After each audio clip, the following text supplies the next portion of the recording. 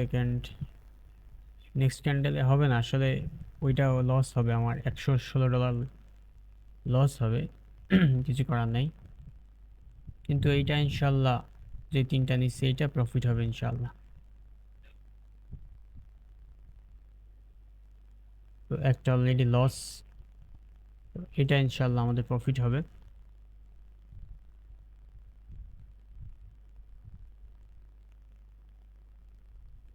এটা খুব সুন্দর একটা কনফার্মেশন নিয়েছি আমি।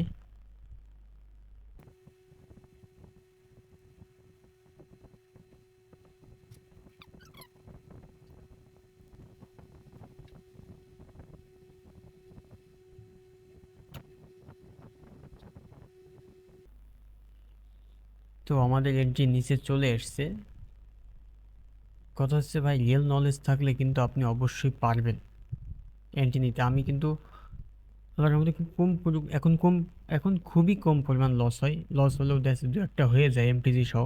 কিছু কিছু সময় মার্কেট আসলে তো প্রিডিকশনে থাকে না নিজের প্রিডিকশন মতো। তো এটা আলহামদুলিল্লাহ আমাদের প্রফিট হবে। তো কিছু কিছু সময় লস হতেই পারে, লস আপনি বুকে অ্যাকসেপ্ট করতে পারেন। তো চেষ্টা করবেন রিয়েল নলেজ নেওয়ার, রিয়েল নলেজের মাধ্যমে ট্রেডিং করার, তাহলে দেখবেন ইনশাল্লাহ প্রফিটে থাকবেন। আমি কিন্তু কনফার্মেশন ছিলাম, এটা আমার লস হলেও কিন্তু প্যারা হতো না, কেননা আমি জানি কী জন্য লস হচ্ছে আর কী জন্য হচ্ছে না।